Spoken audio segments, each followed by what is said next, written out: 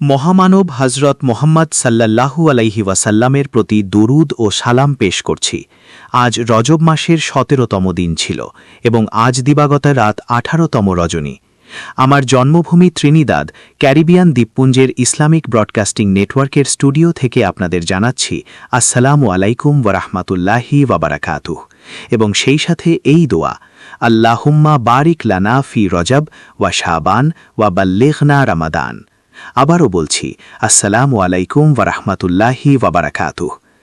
আজ রাতে আমরা এমন একটি বিষয় নিয়ে কথা বলছি যা সমসাময়িক বিশ্বের অত্যন্ত, এবং আমি আবারও জোর দিয়ে বলছি অত্যন্ত গুরুত্বপূর্ণ একটি বিষয়, এবং এটি আমার বিশেষত্বের ক্ষেত্র। আমি দুটি বিশ্ববিদ্যালয়ে আন্তর্জাতিক সম্পর্ক বিষয়ে পড়াশোনা করেছি। আমি ওয়েস্ট ইন্ডিজ বিশ্ববিদ্যালয়ের আন্তর্জাতিক সম্পর্ক ইনস্টিটিউটে পড়াশোনা করেছি, এবং কি চমৎকার একজন শিক্ষক আমি পেয়েছিলাম। হ্যাঁ, হাইতির প্রফেসর লেসলি মানিগাত, যিনি সেই ইনস্টিটিউটের পরিচালক ছিলেন। পরীক্ষায় আমি ক্লাসে প্রথম স্থান অধিকার করেছিলাম। এরপর আমি জেনেভায় গ্র্যাজুয়েট ইনস্টিটিউট অফ ইন্টারন্যাশনাল স্টাডিজে যাই আন্তর্জাতিক সম্পর্ক নিয়ে আরও পড়তে। তাই সমসাময়িক বিষয়াবলী এমন একটি ক্ষেত্র যেখানে আমার কিছুটা হলেও বিশেষত্ব বা দখল আছে। সমসাময়িক বিষয়াবলীর বিশ্লেষণে আমি আমার কুরআনের জ্ঞানকেও কাজে লাগাই, কারণ আল্লাহ কুরআনে সূরা আন-নাহলে বলেন, ওয়া নাজ্জালনা আলাইকাল কিতাবা তিবিয়ানাল লিকুল্লি শাই। হে মুহাম্মদ সাল্লাল্লাহু আলাইহি ওয়াসাল্লাম, আমি আপনার প্রতি এই কিতাব নাজিল করেছি যাতে সব কিছুর স্পষ্ট ব্যাখ্যা রয়েছে। সুতরাং এটি কেবল অতীত বা কুরআন নাজিলের সমসাময়িক বর্তমানকেই ব্যাখ্যা করে না, বরং ভবিষ্যৎকেও ব্যাখ্যা করে। কুরআন ভবিষ্যতের ব্যাখ্যা দেবে, এটি ইতিহাসের গতি প্রকৃতি ব্যাখ্যা করবে। আমরা ইতিহাসের অত্যন্ত কৌতূহলপূর্ণ এক সন্ধিক্ষণে দাঁড়িয়ে আছি, যখন সমগ্র মানবজাতির কাছে এটা পরিষ্কার, হয়তো ত্রিনিদাদের কিছু মানুষ ছাড়া, যে মার্কিন যুক্তরাষ্ট্র বিশ্বকে প্যাক্স আমেরিকানা নামে যা কিছু দিয়েছিল, প্যাক্স আমেরিকানা মানে হল আমেরিকা চায় বাকি বিশ্ব তার কাছে নতি স্বীকার করুক, তাকেই বাকি বিশ্বের উপর আধিপত্য বিস্তার করতে হবে। এটাই প্যাক্স আমেরিকানা, যেখানে কোনো প্রতিদ্বন্দ্বী বা প্রতিদ্বন্দ্বীদের জোট থাকতে পারবে না। সেই প্যাক্স আমেরিকানা যার সুদিন ফুরিয়ে গেছে, এখন পতনের মুখে। এখন এটি তার শেষ গান গাইছে। প্যাক্স আমেরিকার পতন এবং তার ফলে মার্কিন ডলারের পতনের কারণে আমেরিকান সরকার এখন খুবই অদ্ভুত আচরণ করছে। তাহলে এখন আমরা কি আশা করতে পারি? ডেভিড আবদুল্লার সাথে আমাদের একটি সেশন ছিল। তিনি একজন রাজনৈতিক বিশ্লেষক, যার প্রতি আমাদের অগাধ শ্রদ্ধা রয়েছে। হ্যাঁ, রাজনৈতিক বিশ্লেষক হিসেবে ডেভিড আবদুল্লাকে আমরা সম্মান করি। ভেনিজুয়েলায় যা ঘটেছে সে বিষয়ে তার নতুন মতামত জানাতে তিনি আজ রাতে আমাদের সাথে যোগ দেবেন। কিন্তু ডেভিডকে আলোচনায় ডাকার আগে আমি কোরআনের দৃষ্টিকোণ, ইসলামের দৃষ্টিকোণ এবং ইসলামী শেষ জামানার বিদ্যার আলোকে এই বিষয়ে আমার কিছু মতামত রেকর্ড করতে চাই। ত্রিনিদাদে আমাদের দর্শকরা আলোচনায় যোগ দিতে ফোন করতে পারবেন, প্রশ্ন করতে পারবেন এবং আরও বড় কথা, মতামত দিতে পারবেন। আপনারা স্ক্রিনের নিচে ফোন নম্বর দেখতে পাবেন। এছাড়া এই অনুষ্ঠানটি ইউটিউবে আইবিএন মাস্টার চ্যানেলে সরাসরি সম্প্রচারিত হচ্ছে। আর যারা বিদেশ থেকে দেখছেন, আমি জানি না বিদেশে এখন কতজন জেগে আছেন, সেখানে হয়তো অনেক রাত। যদি আপনারা বিদেশ থেকে কল করতে চান এবং একটি হোয়াটসঅ্যাপ নম্বর প্রয়োজন হয়, তবে স্ক্রিনের নিচে একটি ইমেল ঠিকানা পাবেন। সেখানে ইমেল করলে আমাদের কর্মীরা আপনাকে একটি হোয়াটসঅ্যাপ নম্বর পাঠাবেন। আমরা নম্বরটি স্ক্রিনে দিচ্ছি না। এভাবে বিদেশ থেকেও আপনারা এই অঞ্চলের ব্যাপারে মার্কিন যুক্তরাষ্ট্র সরকার ও তাদের সশস্ত্র বাহিনীর বর্তমান কর্মকাণ্ড নিয়ে মন্তব্য বা প্রশ্ন করতে পারেন। প্রথমেই বলে রাখি, বিশ্ব পরিস্থিতি নিয়ে আল্লাহ কুরআনে কথা বলেছেন। ইসলামী শেষ জামানার বিদ্যায় আমাদের আছে শেষ জামানা বা পৃথিবী ধ্বংসের ঠিক পূর্ববর্তী সময়, আল আসার। এই শেষ সময়ে ইতিহাসে কিছু বিশেষ চরিত্রের বা শক্তির আবির্ভাব ঘটবে। ইসলামী শেষ জামানার বিদ্যা অনুযায়ী তাদের মধ্যে অন্যতম হল দাজ্জাল বা ভণ্ড মসিহ। তাদের মধ্যে আছে ইয়াজুজ ও মাজুজ, আছে দাব্বাতুল আর্দ বা মাটির প্রাণী। আজ রাতে আমরা এই সব বিষয় নিয়ে আলোচনা করতে পারব না। তবে এটি শুধু ইসলামের বিষয় নয়, খ্রিস্টান শেষ জামানার বিদ্যায়ও এটি আছে, ইহুদি শেষ জামানার বিদ্যায় আছে, এবং সম্ভবত হিন্দু শেষ জামানার বিদ্যায়ও এর ইঙ্গিত রয়েছে। যখন আমরা কোরআন এবং ইসলামী শেষ জামানার বিদ্যার দিকে তাকাই, আল্লাহ একটি ছায়ার কথা বলেছেন যা পৃথিবীতে আসবে। তিনি মানবজাতিকে এই ছায়া সম্পর্কে সতর্ক করেছেন। এই ছায়ার 3টি অংশ থাকবে। এখন আসুন কোরআন অধ্যয়ন পদ্ধতির একটি খুব সাধারণ বিষয় শেখাই, এবং আমি আশা করি আমার দর্শকরা একটু ধৈর্য ধরবেন, কারণ এই বিষয়টি খুব কমই শেখানো হয়। কোরআন বলে যে এতে 2 ধরনের আয়াত আছে, এক, যে আয়াতগুলো স্পষ্ট এবং পরিষ্কার, যা কেবল বুঝিয়ে বলাই যথেষ্ট। এগুলো হলো আয়াত মুহকামাত। আল্লাহ বলেন এই আয়াতগুলোই হলো কিতাবের মূল বা উম্মুল কিতাব। এগুলোর মর্যাদা অনেক উঁচুতে। দ্বিতীয়ত, তিনি আরেক ধরনের আয়াতের কথা বলেছেন। এগুলো এমন আয়াত যা ব্যাখ্যা ছাড়া বোঝা যায় না। এগুলোকে বলা হয় আয়াত মুতাশাবিহাত। কিন্তু এগুলো উম্মুল কিতাব বা কিতাবের মূল অংশের অন্তর্ভুক্ত নয়। স্পষ্ট আয়াতগুলোর মতো এদের মর্যাদা একই নয়। কিন্তু যেসব আয়াত ব্যাখ্যার প্রয়োজন রাখে সেগুলোও গুরুত্বপূর্ণ, সেগুলোও কোরআনের অংশ। যেমন কোরআনের কিছু আয়াত বোঝার জন্য ব্যাখ্যার প্রয়োজন হয়, ঠিক তেমনি সকল ধর্মগ্রন্থের ক্ষেত্রেই এটি প্রযোজ্য। আর যখন আপনি কোরআনের কোনো আয়াতের ব্যাখ্যা করবেন, যেমন আল্লাহ যখন এটি বলেছেন তখন তিনি ওটি বুঝিয়েছেন, আপনাকে সবসময় বলতে হবে আল্লাহই ভালো জানেন। কারণ শুধুমাত্র আল্লাহই নিশ্চিত করতে পারেন যে কোরআনের কোনো ব্যাখ্যা সঠিক কি না। যদি আপনি কোরআনের ব্যাখ্যা করেন এবং আপনার ব্যাখ্যা সঠিক হয়, তবে তা সত্যে পরিণত হয়, আর সত্য টিকে থাকবে। কুকুর ঘেউ ঘেউ করতে পারে, কিন্তু কাফেলা তার গন্তব্যে এগিয়ে যাবে। কিন্তু যদি আপনি ব্যাখ্যা করেন এবং তা ভুল হয়, তবু আপনি আপনার প্রচেষ্টার জন্য এবং আল্লাহই ভালো জানেন বলার কাণ্ডজ্ঞানটুকু রাখার জন্য সাওয়াব বা প্রতিদান পাবেন। আর আগামীকাল সেই ভুল ধারণাটি বিস্মৃতির অতলে হারিয়ে যাবে। তাই যখন আমি কোরআনের এই আয়াতের ব্যাখ্যা করছি, যেখানে আল্লাহ বলছেন বিসমিল্লাহির রহমানির রাহিম, ইনতালিকু ইলা জিল্লিন দে সালাসি শোয়াব, চলো সেই ছায়ার দিকে যার 3টি শাখা আছে। কারোরই, কোনো মানুষেরই এই অধিকার নেই বলার যে আমার ব্যাখ্যাই শেষ কথা। কারও সেই অধিকার নেই। কেবল আল্লাহই নিশ্চিত করতে পারেন কোন ব্যাখ্যাটি সঠিক। আর কোরআনের ব্যাখ্যা করার স্বাধীনতা আমাদের আছে। কেউ আমাদের তা করা থেকে থামাতে পারবে না। সুতরাং আমি কোরআনের এই আয়াতের ব্যাখ্যা করছি এবং বলছি আল্লাহই ভালো জানেন। যখন আল্লাহ বলেন ইনতালিকু ইলা জিল্লিন জি সালাসি শুআব, 3টি শাখাবিশিষ্ট ছায়ার দিকে অগ্রসর হও, এবং আল্লাহ এই ছায়া সম্পর্কে সতর্ক করছেন, তার মানে এটি কোনো ভালো ছায়া নয়। এটি একটি সতর্কতা। এটি এমন এক ছায়া যা শাস্তি বয়ে আনে। আমার ব্যাখ্যা হল, এবং আল্লাহই ভালো জানেন, এই ছায়াটি হল দাজ্জাল বা ভণ্ড মসিহ। আমি আমার জীবনের বহু বছর শেষ জামানা নিয়ে গবেষণায় ব্যয় করেছি।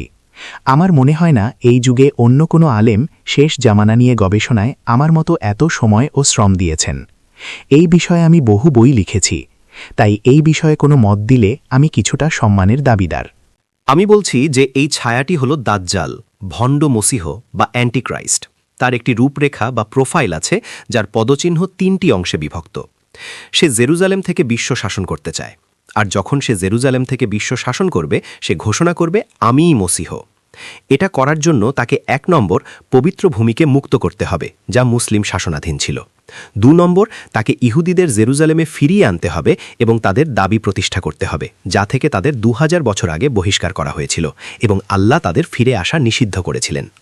3 নম্বর, তাকে জেরুজালেমে ইসরায়েল রাষ্ট্র পুনঃপ্রতিষ্ঠা করতে হবে এবং মানুষকে, বিশেষ করে ইহুদিদের মানাতে হবে যে এটিই নবী সুলাইমান এবং নবী দাউদ আলাইহিসসালামের সেই পবিত্র ইসরায়েল। এবং 4 নম্বর, তাকে এই ইসরায়েল রাষ্ট্রকে বিশ্বের শাসক রাষ্ট্রে পরিণত করতে হবে, যেমনটি নবী সুলাইমান ও নবী দাউদ আলাইহিসসালামের সময় ছিল।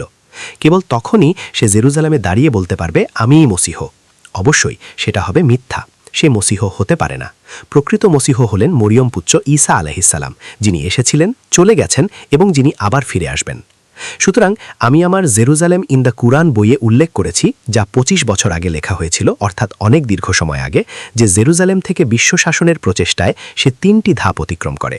3টি ধাপ। প্রথম ধাপে সে প্যাক্স ব্রিটানিকা তৈরি করেছিল, যেখানে ব্রিটেন পবিত্র ভূমির প্রতি এক প্রবল মোহ বা আচ্ছন্নতা নিয়ে বিশ্বের শাসক রাষ্ট্রে পরিণত হয়েছিল। আর 1917 সালে ব্রিটিশ সেনাবাহিনী জেরুজালেম জয় করেছিল। তখন একজন ব্রিটিশ জেনারেল ঘোষণা করেছিলেন, ক্রুসেড বা ধর্মযুদ্ধ আজ শেষ হলো। এই ব্রিটেনই 1917 সালে বেলফোর ঘোষণা দিয়েছিল, যার মাধ্যমে ফিলিস্তিনে একটি ইহুদি রাষ্ট্র বা ইহুদিদের জন্য বাসভূমি প্রতিষ্ঠা এবং সমর্থনের অভিপ্রায় ব্যক্ত করা হয়েছিল। এরপর 1917 থেকে 1948 সাল পর্যন্ত লিগ অফ নেশনসের ম্যান্ডেট নিয়ে ব্রিটেনই ফিলিস্তিন শাসন করেছে। 1948 সালে ইসরায়েল রাষ্ট্র প্রতিষ্ঠার পৌরোহিত্য করেছিল এই ব্রিটেন এবং ধারাবাহিকভাবে ইসরায়েলকে সমর্থনও দিয়ে গেছে তারাই। কিন্তু এরপর এমন এক সময় এলো যখন প্যাক্স ব্রিটানিকার পতন শুরু হলো। সেটা ছিল প্রথম ও দ্বিতীয় বিশ্বযুদ্ধের সময়কাল।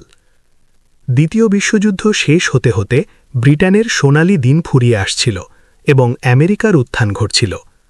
প্যাক্স ব্রিটানিকার জায়গা দখল করে নিল প্যাক্স আমেরিকানা। এটি ছিল দাজ্জালের 3টি ধাপের দ্বিতীয় ধাপ। যখন প্যাক্স আমেরিকানা এলো, ব্রিটিশ পাউন্ডের জায়গা নিল মার্কিন ডলার, আর লন্ডনকে সরিয়ে ওয়াশিংটন হয়ে উঠল বিশ্ব শাসনের রাজধানী। ব্রিটেন যেভাবে একসময় বিশ্ব শাসন করত, প্যাক্স ব্রিটানিকা, যেখানে ব্রিটিশ সাম্রাজ্যে কখনো সূর্য অস্ত যেত না, ঠিক সেভাবে আমেরিকাও বিশ্ব শাসনের চেষ্টা শুরু করল। 1914 সালে প্রথম বিশ্বযুদ্ধ শুরুর সময় বিশ্বের প্রতিটি গুরুত্বপূর্ণ নৌঘাঁটি ব্রিটেনের নিয়ন্ত্রণে ছিল। এখন আমেরিকা হুবহু ব্রিটেনের অনুকরণ করতে শুরু করল, আর এটি দাজ্জালের মিশনের দ্বিতীয় ধাপ।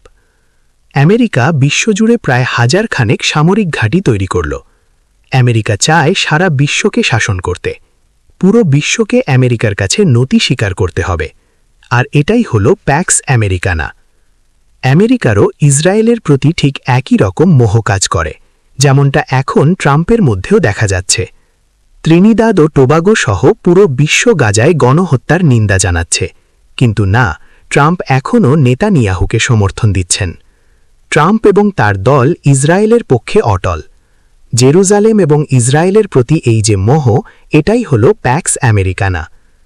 25 বছর আগে প্রকাশিত আমার বই জেরুজালেম ইন দ্য কোরআনে আমি যুক্তি দেখিয়েছিলাম যে এই প্রক্রিয়ার একটি তৃতীয় ধাপ এখনও বাকি আছে। প্যাক্স আমেরিকানা সরে গিয়ে সেখানে আসবে প্যাক্স জুডাইকা, আর আমরা এখন ঠিক সেই জায়গায় দাঁড়িয়ে আছি।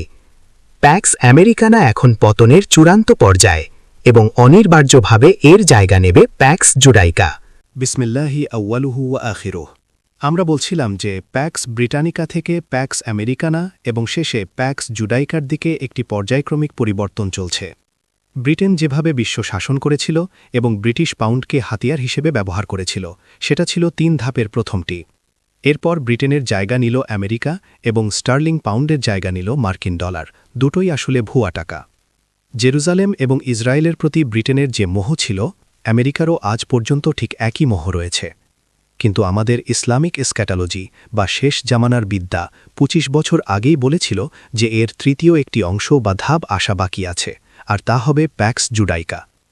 আমরা ইতিহাসের এমন এক মুহূর্তে এসে পৌঁছেছি যখন আমেরিকার পতনের লক্ষণগুলো অপরিবর্তনীয়ভাবে স্পষ্ট হয়ে উঠছে এবং মার্কিন ডলার কঠিন পরিস্থিতির মুখে পড়েছে।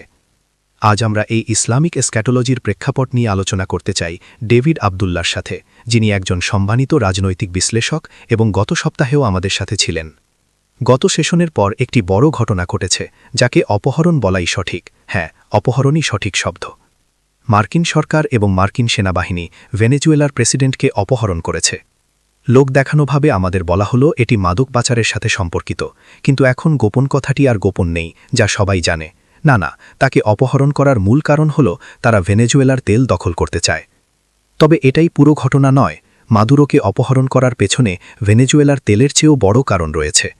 এটি শুধু ক্যারিবিয়ান অঞ্চলে আমেরিকার পেশিশক্তি প্রদর্শন নয়, বরং বিশ্বজুড়ে একটি বার্তা দেওয়া।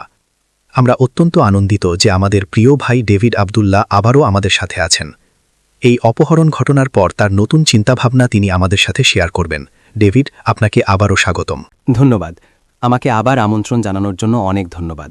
হ্যাঁ, গতবার যখন আমরা কথা বলেছিলাম, আপনি একটা পয়েন্ট তুলে ধরেছিলেন, এবং আমিও একমত হয়েছিলাম যে আমেরিকার ভেনেজুয়েলায় আক্রমণ করাটা ছিল অনিবার্য।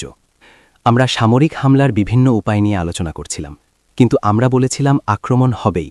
এবং আমার মনে হয় শনিবার ভোরে কত সহজে ঘটনাটা ঘটে গেল তা দেখে আমরা সবাই কিছুটা অবাক হয়েছি। খুব স্পষ্টভাবেই মার্কিন বাহিনী ভেনেজুয়েলার সমস্ত আকাশ প্রতিরক্ষা ব্যবস্থা, যোগাযোগ ব্যবস্থা ইত্যাদি অকেজো করতে সক্ষম হয়েছিল। ফলে কোনো পাল্টা আক্রমণ ছাড়াই তারা সেখানে ঢুকে কাজ সেরে বেরিয়ে আসতে পেরেছে। তবে আমাদের এটা মনে রাখতে হবে যে প্রেসিডেন্ট মাদুরোর নিরাপত্তার দায়িত্বে থাকা 32 জন কিউবান এবং বেশ কিছু ভেনেজুয়েলার নাগরিক এই হামলায় নিহত হয়েছেন। পশ্চিমা মিডিয়া কিন্তু এই হত্যাকাণ্ডের কথা বলছে না।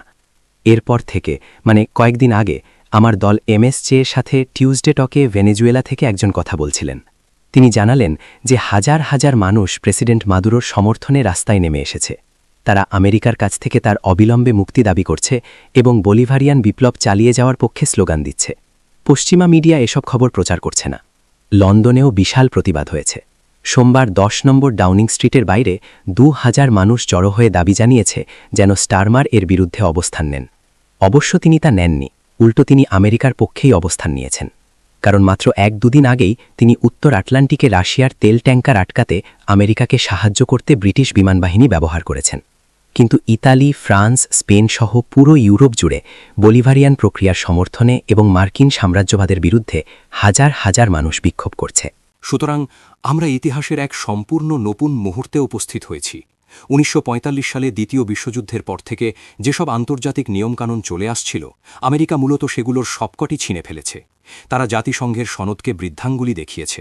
কারণ জাতিসংঘ সনদের 2-4 অনুচ্ছেদে স্পষ্টভাবে বলা আছে যে কোনো রাষ্ট্র অন্য কোনো রাষ্ট্র বা রাজনৈতিক ভূখণ্ডের বিরুদ্ধে শক্তি প্রয়োগ করতে পারবে না বা শক্তি প্রয়োগের হুমকি দিতে পারবে না।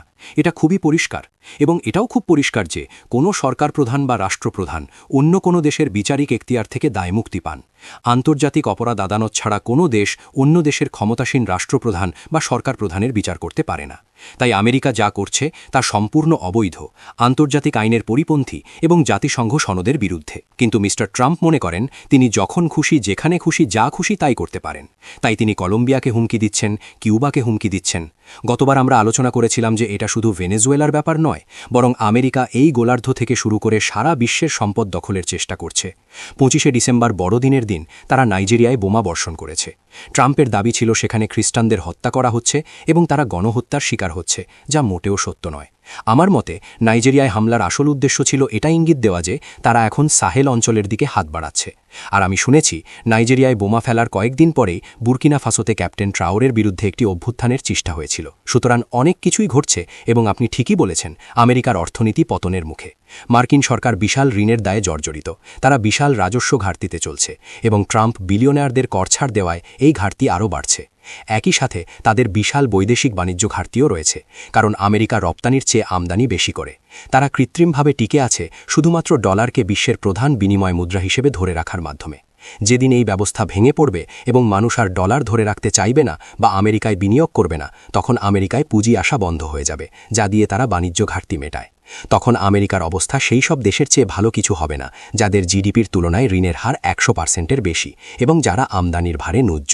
সুতরাং মার্কিন ডলারকে প্রধান বিনিময় মুদ্রা হিসেবে টিকিয়ে রাখা এবং মানুষকে দিয়ে ডলার বা মার্কিন সিকিউরিটিজ কেনানো ছাড়াও আমেরিকার টিকে থাকার একমাত্র উপায় ছিল বিশ্বের সব জায়গার প্রাকৃতিক সম্পদ দখল করা এবং দেশগুলোকে পদানত করা, পুনরায় উপনিবেশ স্থাপন করা।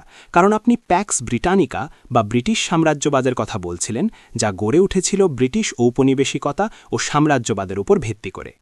ওয়াল্টার রডনি তার বিখ্যাত বই হাউ ইউরোপ আন্ডার ডেভেলপড আফ্রিকাতে এ নিয়ে লিখেছেন। ইউরোপ যে ধনী হয়েছে এবং শিল্পোন্নত হয়েছে তা হয়েছে সম্পদ লুণ্ঠন, শ্রম শোষণ এবং অবশ্যই আফ্রিকানদের দাস বানানোর মাধ্যমে, যা ছিল এর কেন্দ্রবিন্দুতে। তারা নিজেদের অভ্যন্তরীণ অর্থনীতি থেকে এই বিশাল পুঁজি তৈরি করেনি, তারা আমাদের দেশগুলো থেকে শ্রম শোষণ এবং সম্পদ আহরণ করে সেই পুঁজি গড়ে তুলেছিল।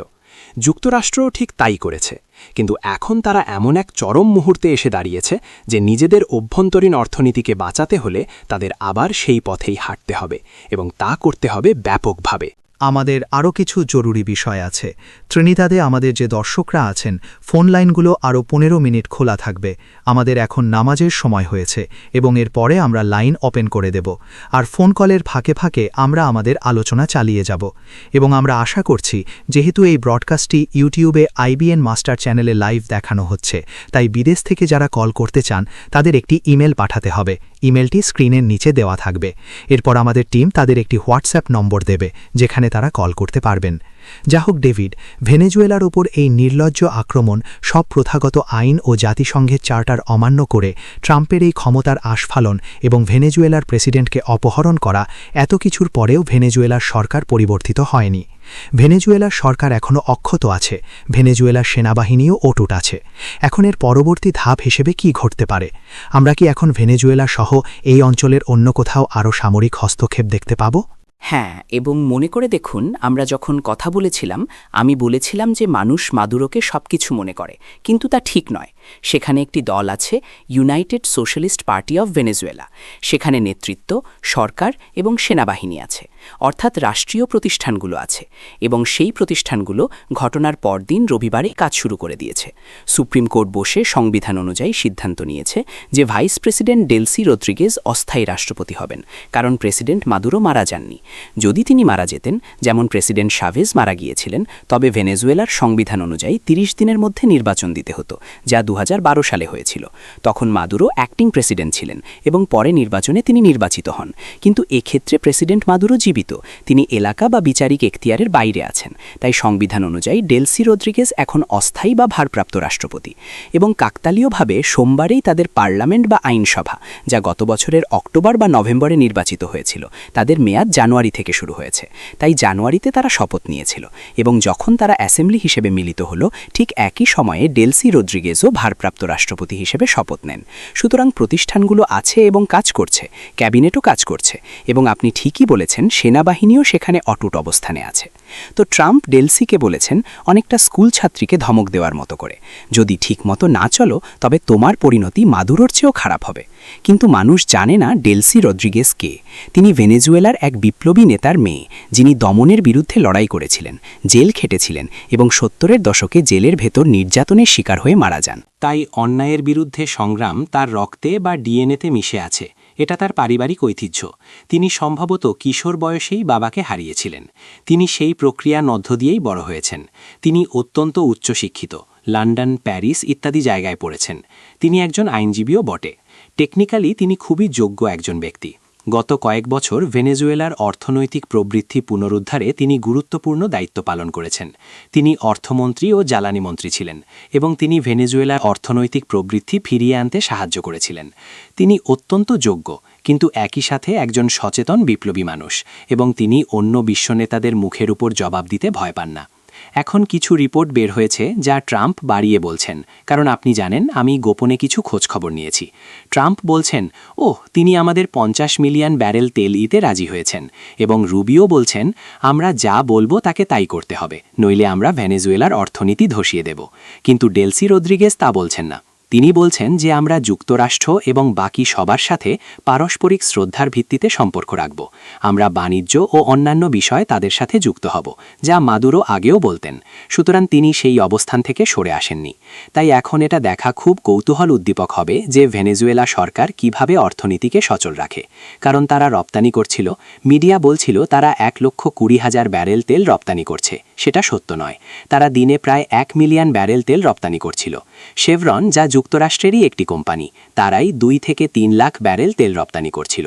সুতরাং এখন সেই নৌ অবরোধের কারণে তাদের পক্ষে আগের মতো রপ্তানি করা কঠিন হবে, যা তাদের বৈদেশিক মুদ্রা এবং সরকারি আয়ের ওপর প্রভাব ফেলবে। কিন্তু গত আলোচনায় যেমনটা বলছিলাম, তারা তাদের কৃষিখাত অনেকটাই পুনরুদ্ধার করে ফেলেছে। এখন তারা তাদের প্রয়োজনীয় খাদ্যের প্রায় 80 থেকে 90% নিজেরাই উৎপাদন করছে। এটা বিশাল একটা ব্যাপার, কারণ মানুষ যদি খাবার পায় এবং তা সস্তা হয়, তবে নৌ অবরোধ চললেও এই বড় সমস্যাটা তাদের পোহাতে হবে না। তাই এটা একটা গুরুত্বপূর্ণ মুহূর্ত হতে যাচ্ছে। ট্রাম্প হয়তো আবারও সেনাবাহিনী ব্যবহার করতে পারেন, তবে তাকে এখন দুটো বিষয় হিসাব করতে হবে।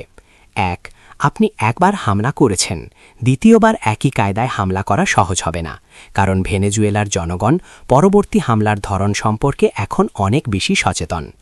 দ্বিতীয়ত, প্রেসিডেন্ট মাদুরো এবং ফার্স্ট লেডি সিলিয়া ফ্লোরেসকে অপহরণের সেই সাম্রাজ্যবাদী হামলার বিরুদ্ধে বিশ্ব প্রতিক্রিয়া, বিশ্ব জনমত, এমনকি খোদ আমেরিকার জনমতও ট্রাম্পের এই কাজের ঘোর বিরোধী। তাই আবারও এমন কিছু করা তার জন্য রাজনৈতিকভাবে সমস্যাদায়ক হবে। তিনি কি যুক্তি দেখাবেন? ডেলসিও কি মাদক পাচারে জড়িত ছিল? তিনি তো কখনোই সেই প্রমাণ দেখাতে পারেননি। মজার ব্যাপার হল, যেদিন প্রেসিডেন্ট মাদুরো এবং তার স্ত্রী ম্যানহ্যাটনের ব্রুকলিন আদালতে হাজির হলেন, সেদিন ইউএস জাস্টিস ডিপার্টমেন্ট তাদের অভিযোগনামা সংশোধন করে কার্টেল অফ দ্য সানসের উল্লেখ বাদ দিয়ে দিল। মনে আছে, তারা বলেছিলেন প্রেসিডেন্ট মাদুরো ছিলেন এই কার্টেল অফ দ্য সানসের প্রধান। আমরা সবসময় বলেছি এটা কাল্পনিক, এর কোনো অস্তিত্ব নেই। তারা এটা সরিয়ে নিয়েছে কারণ তারা জানে তাদের কাছে এর কোনো প্রমাণ নেই। তাই আমার মতে আবারও হামলা করতে যাওয়াটা অনেক বড় রাজনৈতিক ঝুঁকি হবে, যদিও ট্রাম্প কখন কি করে বসবেন তা বলা মুশকিল। তার মানে ডেভিড, আপনি মনে করছেন না যে এই মুহূর্তে ভেনেজুয়েলাকে আমেরিকার বশ্যতা স্বীকারে বাধ্য করতে আর কোনো সামরিক পদক্ষেপ নেওয়া হবে? আচ্ছা, যদি আমেরিকা এই মুহূর্তে ভেনেজুয়েলার বিরুদ্ধে আর কোনো সামরিক পদক্ষেপে না যাওয়ার সম্ভাবনাই বেশি থাকে, তার মানে কি এই অঞ্চলের বাকি দেশগুলো আমেরিকার সামরিক হামলা থেকে নিরাপদ? এই মুহূর্তে না।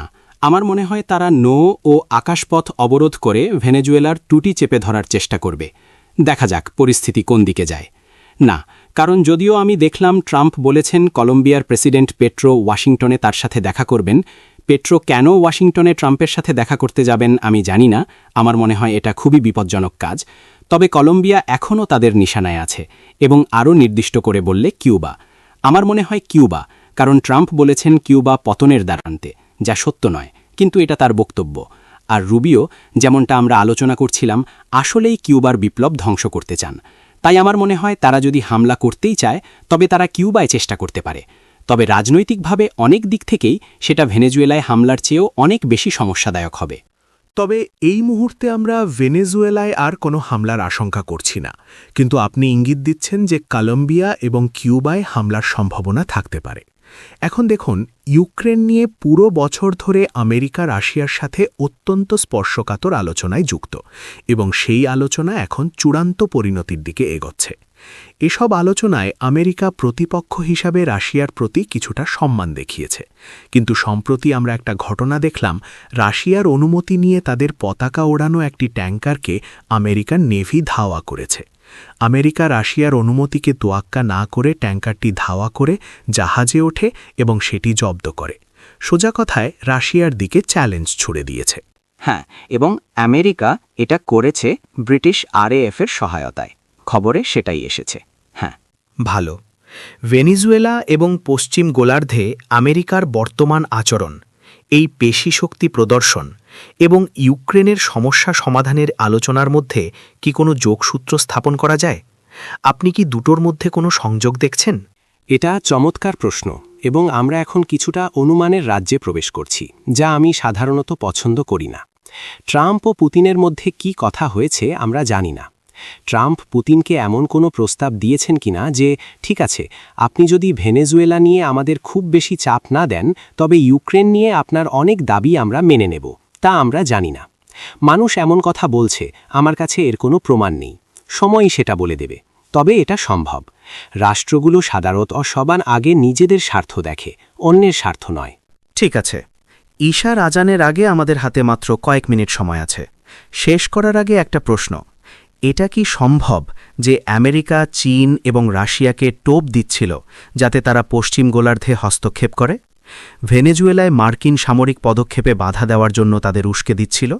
তাদের ফাঁদে ফেলার চেষ্টা করছিল যে রাশিয়া বা চীন যদি তাদের মিত্র, বিশেষ করে ভেনেজুয়েলা এবং কিউবাকে রক্ষা করতে এগিয়ে আসার ভুলটা করত, তবে আমেরিকা তাদের সাথে এই অঞ্চলে সামরিক সংঘাতে জড়াতে প্রস্তুত থাকত? কারণ ভৌগোলিক নৈকট্যের কারণে এখানে আমেরিকার সুবিধা বেশি। অথচ আমেরিকা ইউক্রেনে রাশিয়ার সাথে সংঘাতে জড়াতে চায় না, কারণ সেখানে ভৌগোলিক সুবিধা রাশিয়ার। হ্যাঁ, আমার মনে হয় এটা সমীকরণের একটা অংশ হতে পারে, কিন্তু রাশিয়া এবং চীন তাদের শক্তি ও দুর্বলতা সম্পর্কে সচেতন, তাই তারা সেই ফাঁদে পা দেয়নি। তারা টোপটা খায়নি এবং খাওয়ার চিন্তাও করেনি। তবে গুরুত্বপূর্ণ বিষয় হল তারা খুব পরিষ্কার বার্তা দিয়েছে, বিশেষ করে চীন। এবং আমি ইরানের বিষয়টিও তুলতে চাই, কারণ ইরানে যে বিক্ষোভ শুরু হয়েছে তা আমার কাছে কাকতালীয় মনে হচ্ছে। কারণ ট্রাম্প বলেছিলেন ইরানে বিক্ষোভকারীরা মারা গেলে তিনি খুব শীঘ্রই ইরানে হামলা করবেন। তাই এটাও ধাঁধার আরেকটা অংশ। বিসমিল্লাহ। সালাতুল ঈশার আজানের বিরতির আগে আমরা আলোচনা করছিলাম যে এই অঞ্চলে আমেরিকার আরও সামরিক হস্তক্ষেপের সম্ভাবনার কথা, কারণ রাশিয়া বা চীন কেউই ভেনেজুয়েলাকে বাঁচাতে হস্তক্ষেপ করার টোপ গিলেনি, এবং তাই ট্রাম্প এবং তার প্রশাসন সম্ভবত এটাকে একটা খোলা সুযোগ হিসেবে দেখবে, যা তারা আরও সামরিক হস্তক্ষেপের জন্য ব্যবহার করতে পারে, যা এই অঞ্চলে বিপর্যয়কর পরিবর্তন নিয়ে আসবে। আপনি কি দয়া করে এ বিষয়ে কিছু বলবেন? হ্যাঁ, এটা বেশ পরিষ্কার যে তিনি এখন ভাবছেন তিনি যা দেখছেন তার সব কিছুরই হর্তাকর্তা তিনি, মানে তিনি সেভাবেই আচরণ করছেন। তিনি বলছেন, এবং তারা বলেই দিয়েছে, পশ্চিম গোলার্ধ আমাদের গোলার্ধ, এবং বাইরের কেউ এই গোলার্ধে আসতে পারবে না। তাদের জাতীয় নিরাপত্তা কৌশলে বলা হয়েছে অন্যতম উদ্দেশ্য হল গোলার্ধের বাইরে থেকে কোনো শক্তিকে দূরে রাখা এবং আমেরিকার জন্য হুমকি হতে পারে এমন কোনো সামরিক সক্ষমতা তাদের অর্জন করতে না দেওয়া। তাই এটা খুবই স্পষ্ট। ট্রাম্পের একটা বিষয় হলো তিনি কোনো কিছু লুকান না। আগের আমেরিকান প্রেসিডেন্টরা গণতন্ত্র বা মূল্যবোধের দোহাই দিয়ে বিষয়গুলো সাজানোর চেষ্টা করতেন। এখানে মূল্যবোধ বা গণতন্ত্রের কোনো বালাই নেই, সোজা মামলা, এটা আমাদের, আমরাই এটা নিয়ন্ত্রণ করব।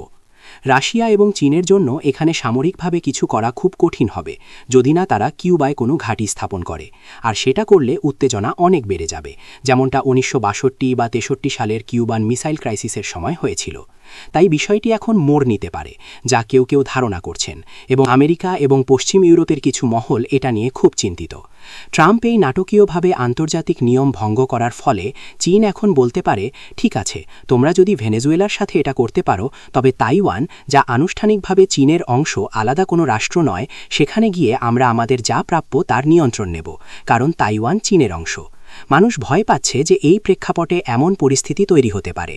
তখন কি আমেরিকা হস্তক্ষেপ করার চেষ্টা করবে? কারণ সেই অঞ্চলে দক্ষিণ কোরিয়ায় খোদ তাইওয়ানে ভৌগোলিক অবস্থানে পিছিয়ে থাকলেও আমেরিকা কি সেখানে হস্তক্ষেপ করবে? তাই আমার মনে হয় মাওলানা, আমরা বিশ্ব ইতিহাসের এক অত্যন্ত বিপজ্জনক পর্যায়ে প্রবেশ করছি। অর্থনীতি বাঁচাতে ট্রাম্পের কর্মকাণ্ড আপাতদৃষ্টিতে আমেরিকার জন্য যৌক্তিক মনে হলেও তা আসলে খুবই অযৌক্তিক, এবং এর ফলাফল নিয়ন্ত্রণের বাইরে চলে যেতে পারে। ডেভিড, দুটি প্রশ্ন। ভেনেজুয়েলায় সফল হস্তক্ষেপ এবং মাদুরোকে অপহরণের পর এই অঞ্চলে আরও আমেরিকান সামরিক হস্তক্ষেপের আশঙ্কা করা হচ্ছে। দক্ষিণ ও মধ্য আমেরিকা এবং ক্যারিবিয়ান দেশগুলো যারা নিজেদের হুমকির মুখে মনে করছে, তারা কি এখন একত্রিত হয়ে একটি সম্ভাব্য সামরিক জোট গঠনের আলোচনা করতে পারে, যেখানে একজনের ওপর হামলা মানে সবার ওপর হামলা বলে গণ্য হবে? সমস্যাটা হল মাওলানা, সেখানে সমমনা সরকারের সংখ্যা যথেষ্ট নয়। অবশ্যই ব্রাজিল আছে, যা একটি বিশাল দেশ, মেক্সিকো আছে, তবে এই দুটি ছাড়া ভেনেজুয়েলা এখন দুর্বল অবস্থায় আছে। কিউবার নিজস্ব চ্যালেঞ্জ রয়েছে, কলম্বিয়া আছে, ব্যাস এটুকুই। আর্জেন্টিনা এখন খুব ট্রাম্পপন্থী। একই অবস্থা বলিভিয়া, পেরু, ইকুয়েডর, প্যারাগুয়ে এবং এল সালভাদরের। আর হন্ডুরাসও সম্ভবত সেই পথেই হাঁটবে, গুয়েতেমালাও তাই। সুতরাং দক্ষিণ ও মধ্য আমেরিকার দেশগুলোর সংখ্যার দিকে তাকালে দেখবেন তাদের অধিকাংশই আমেরিকাপন্থী। ঠিক আছে, এটা আমাকে পরের প্রশ্নে নিয়ে যাচ্ছে। কোরিয়া বিশ্বকে খুব পরিষ্কার, নাটকীয় এবং স্পষ্টভাবে দেখিয়ে দিয়েছে যে পশ্চিমাদের শ্রদ্ধা আদায় করতে হলে আপনার এমন একটি প্রতিরোধক ক্ষমতা থাকতে হবে যা তারা মানতে বাধ্য। তাই কোরিয়া পারমাণবিক শক্তিধর হয়েছে। শুধু পারমাণবিক শক্তিই নয়, তাদের এমন ক্ষেপণাস্ত্র সক্ষমতা আছে যা পরমাণু অস্ত্র আমেরিকাতেও পৌঁছে দিতে পারে। এই অঞ্চলে ট্রাম্পের মতো আগ্রাসী শক্তির উপস্থিতিতে ভেনেজুয়েলা, মেক্সিকো, কলম্বিয়া, কিউবা এবং সম্ভবত ব্রাজিলের মতো দেশগুলো যারা ট্রাম্পের কারণে হুমকির মুখে আছে, তাদের মধ্যে কি এমন কোনো নড়াচড়া দেখা সম্ভব? আমরা আশা করছি ইরান যেমনটা এখন বুঝতে পারছে, তারাও কি বুঝতে পারবে যে আগ্রাসী আমেরিকা এবং ইসরায়েলের, কারণ এরা দুই বোন, হাত থেকে নিরাপত্তা নিশ্চিত করা সম্ভব নয় যতক্ষণ না আপনার কাছে পারমাণবিক প্রতিরোধ ব্যবস্থা থাকছে? হ্যাঁ, তবে এখানে চ্যালেঞ্জটা হলো এই প্রতিরোধ ব্যবস্থা গড়ে তুলতে বেশ সময় লাগে, যদি না সরাসরি এমন কোনো দেশ সেটা সরবরাহ করে যার সেই সক্ষমতা আছে। আর যদি অভ্যন্তরীণভাবে এটি তৈরির চেষ্টা করা হয়, তবে আমেরিকা সেখানে বোমা হামলা চালাবে, যেমনটা তারা ইরানে করেছিল। এটা পরিষ্কার যে তারা সেটাই করবে। মজার ব্যাপার হলো, জানি আমরা খুব একটা কথা বলিনি, দক্ষিণ আফ্রিকার কাছে সেই প্রতিরোধক ছিল। বর্ণবাদীর সময় পশ্চিমারা দক্ষিণ আফ্রিকাকে সেটা তৈরির সুযোগ দিয়েছিল। এটা নিয়ে তেমন আলোচনা হয় না, তবে আমি মোটামুটি নিশ্চিত যে আমি সঠিক, কারণ বর্ণবাদী শাসন ছিল আফ্রিকার জন্য সাম্রাজ্যবাদী ও ঔপনিবেশিক এজেন্ডার অংশ, এবং অবশ্যই সরকার পরিবর্তনের পর সেটা এখন দক্ষিণ আফ্রিকা সরকারের হাতে। তবে মেক্সিকো বা ব্রাজিল স্বাধীনভাবে একা এটা করতে পারবে কিনা, আমার মনে হয় এতে অনেক সময় লাগবে, এবং এটা খুব কঠিন হবে, কারণ তাদের এমন কর্মসূচির কথা শোনা যায় না। তবে বর্তমান পরিস্থিতিতে এমন হতে পারে যে তাদের এটা দেওয়া হলো, তাদের এটা সরবরাহ করা হতে পারে। ট্রাম্প যেহেতু আন্তর্জাতিক শৃঙ্খলা এবং জাতিসংঘের সনদ ছিঁড়ে ফেলছেন, তিনি ৬৬টি আন্তর্জাতিক সংস্থা থেকে সরে এসেছেন, যার মধ্যে ৩০টিরও বেশি জাতিসংঘের সংস্থা, যেমন জলবায়ু পরিবর্তন বিষয়ক গুরুত্বপূর্ণ সংস্থাগুলো। তাই তিনি যদি বিশ্ব ব্যবস্থায় ভেঙে ফেলেন, তবে অন্য দেশগুলোও বলতে পারে আমরাও আর নিয়ম মানব না এবং আমাদের মিত্রদের এই উপায়ে সহায়তা দেব। ঠিক আছে ডেভিড, আমি এখন আলোচনার সেই অংশে যেতে চাই যা আমরা আগে একটু ছুঁয়ে গেছি, অর্থাৎ আন্তর্জাতিক মুদ্রা অর্থনীতি এবং আন্তর্জাতিক অর্থনীতি। প্রথমত, এই অঞ্চলে ট্রাম্পের সামরিক তৎপরতার প্রভাব ত্রিনিদাদ ও টোবাগো অর্থনীতি, ত্রিনিদাদ ও টোবাগো ডলার এবং ক্যারিবিয়ান অর্থনীতির ওপর কেমন হতে পারে, এ বিষয়ে আপনার কি কোনো মতামত আছে? দেখুন, অর্থনীতির ক্ষেত্রে নিশ্চিতভাবেই প্রভাব পড়বে। আমরা বলেছিলাম যে কি হতে যাচ্ছে, এবং আক্রমণের আগে থেকেই পরিস্থিতি খারাপ ছিল। এখন আক্রমণের কারণে তা আরও তীব্র হয়েছে।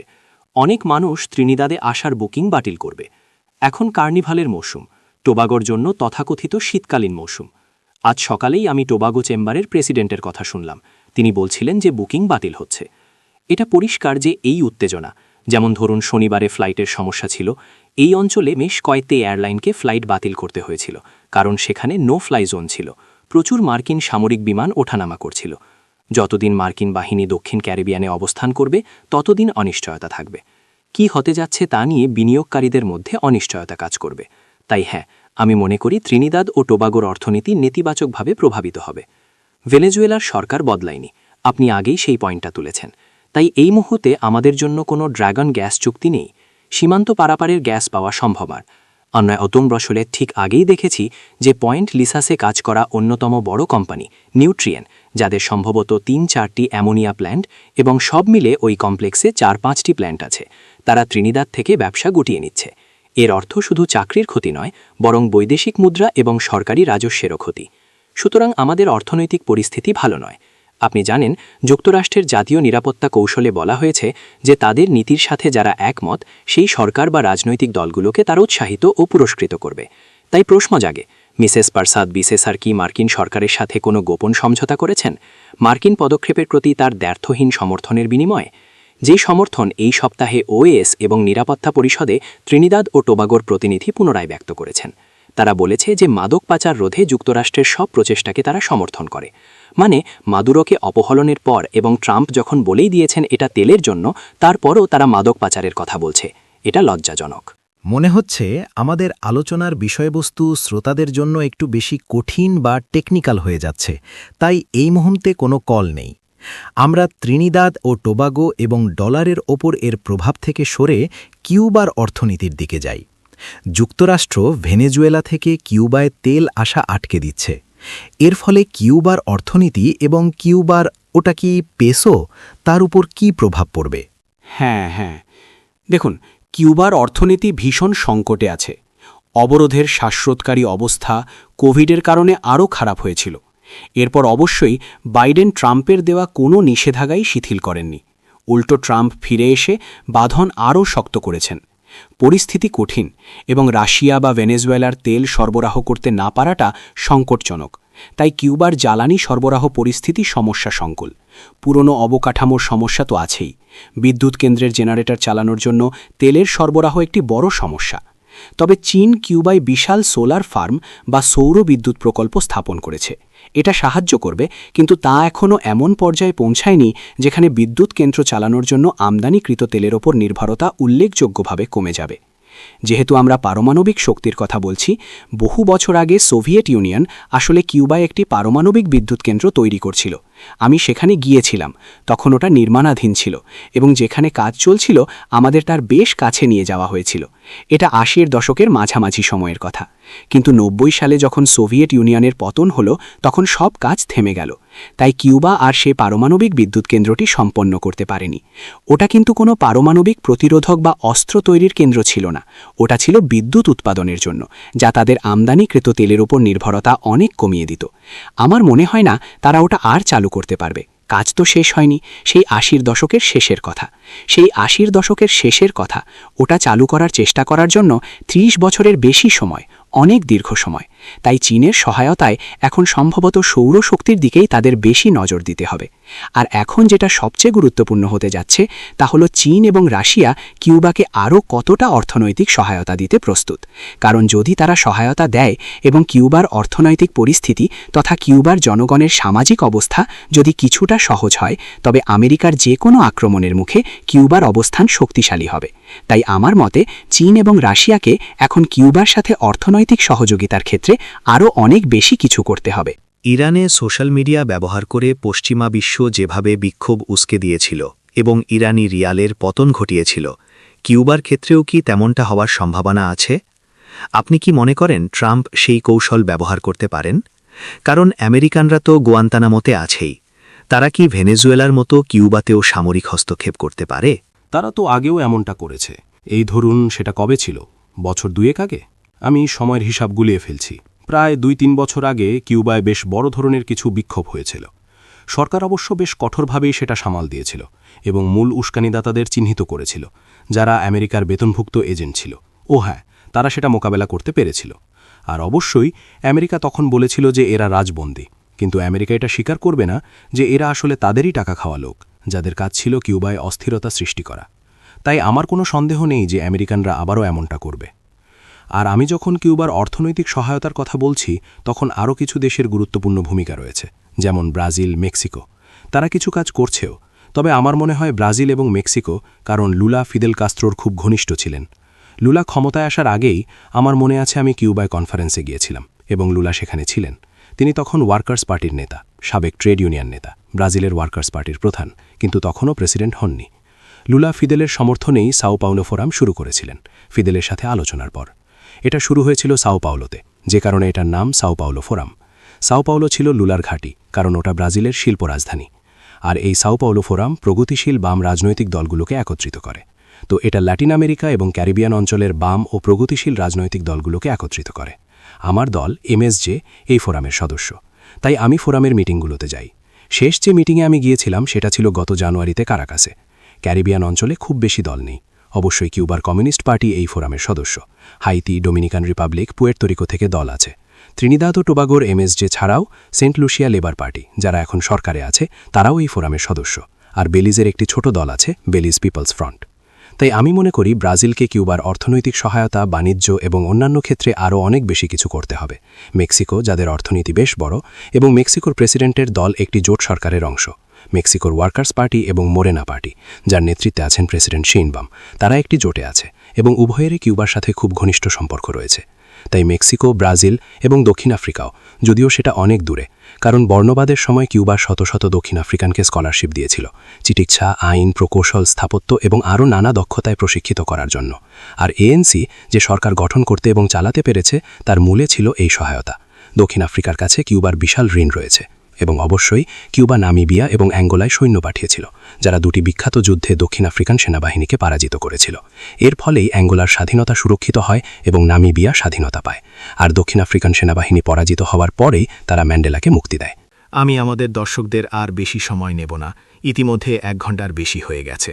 ডেভিড, এটা খুব স্পষ্ট যে আমরা বিশ্বের এই অংশে আমাদের ইতিহাসের এক অত্যন্ত সংকটপূর্ণ মুহূর্তে দাঁড়িয়ে আছি। আমাদের এই আলোচনা চালিয়ে যেতে হবে, কারণ ঘটনা প্রবাহ প্রতিনিয়ত বদলাচ্ছে। আমি আশা করি আগামী 2 বা 3 সপ্তাহ পর আমরা আবারও বুঝতে পারব এবং দেখব এই সময়ের মধ্যে কি ঘটে, যাতে আলোচনাটা এগিয়ে নেওয়া যায়। আজ আমরা যেটা বুঝলাম তা হল আমেরিকা আবারও সক্রিয় হয়ে উঠছে বলে মনে হচ্ছে। দিনের আলোতে মাদুরোকে অপহরণের ঘটনাটিকে তারা সম্ভবত এই অঞ্চলে তাদের ইচ্ছামতো কাজ চালিয়ে যাওয়ার একটি খোলা দরজা বা সুযোগ হিসেবে ব্যাখ্যা করবে। এটা সামরিক হস্তক্ষেপের রূপ নিতে পারে, রাজনৈতিক হস্তক্ষেপ হতে পারে, কিংবা অর্থনৈতিক ও মুদ্রাগত হস্তক্ষেপও হতে পারে। কিন্তু আমেরিকা সক্রিয় হয়ে উঠেছে, তাই আমাদের এই বিষয়টিতে বারবার ফিরে আসতে হবে, যাতে আমাদের শ্রোতা ও দর্শকরা আপনার পাণ্ডিত্য এবং বিশ্লেষণ থেকে উপকৃত হতে পারেন। ডেভিড, আজ আমাদের সময় দেওয়ার জন্য আপনাকে অনেক ধন্যবাদ। দুঃখজনকভাবে আমরা আজ কোনো দর্শক শ্রোতার ফোন কল পাইনি। হয়তোবা আজকের আলোচনার বিষয়টি দর্শকদের জন্য কিছুটা কঠিন ছিল। ধন্যবাদ, বিদায়। আমাদের আবার দেখা হবে।